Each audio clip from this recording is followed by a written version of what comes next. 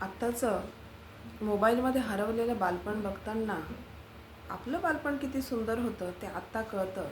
आणि त्याच ज्या आठवणी आहेत त्या शब्दात मांडत असताना मी मिसेस भावना टेकाम. माझं माझं काहीच नव्हतं, सर्व आपलंच होतं. भातुकलीचा खेळ होता, दोरीवरच्या उड्या, सायकलीच्या वेगाला टोंगळे फुटण्याचा ब्रेक होता.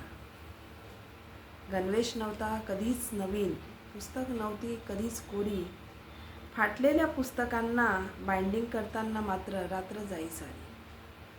लावलेल्या कव्हरला प्रेस बसावी म्हणून डोक्याचा वापर होई, पण तुझ्या डोक्यात भुसा म्हणून मास्तर सारखाच टोमणा देई.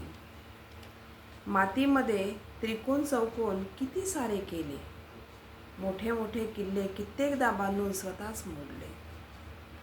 चिंचा कैऱ्या आणि आवळ्यांचा सुगंध दप्तराला, आम्हाला दे नाहीतर तुझं नाव सांगेल म्हणणारे गडी आता हरविले.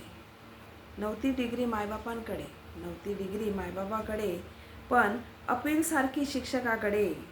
अभ्यास नाही केला तर उलट लटकवा कार्ट्याला सांगणारा आवाजही आता लुप्त झाला. चिमण्यांचा चिवचिवाट होता, मामाचे पत्र होते, झुकझुक चालणाऱ्या आगीन गाडीचे मुखास सारखे सवर होते. गावाकडील झाडावरचे आंबेही आता कंटाळले, उन्हामध्ये नेम धरून दगड मारणारे हात आता मोबाईलमध्ये अडकले. छोट्याशा घरात नव्हत्या काही सोयी, पाहुण्यांची मात्र सारखीच रेलचेल राही. नव्हता तुझा भाव, नव्हता स्वार्थीपणा, कुणाचं लेकरू कुणाच्या घरी मोठं होई. नजरेमध्ये लाज होती, मार होता शब्दांचा, आदर होता मात्र मोठ्यांचा.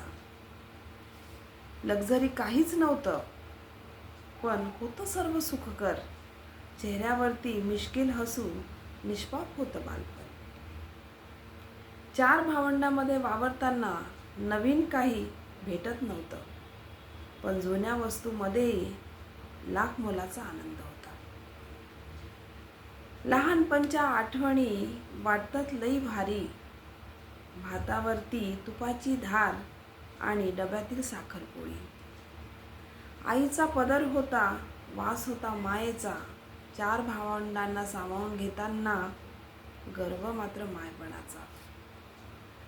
नको श्रीमंती, नको वैभव, नको गाड्या घोड्या, फक्त एकच मागणे देवा तुझ्याकडे, जगण्यात येऊ दे पुन्हा बालपण वेडे, जगण्यात येऊ दे पुन्हा बालपण वेडे.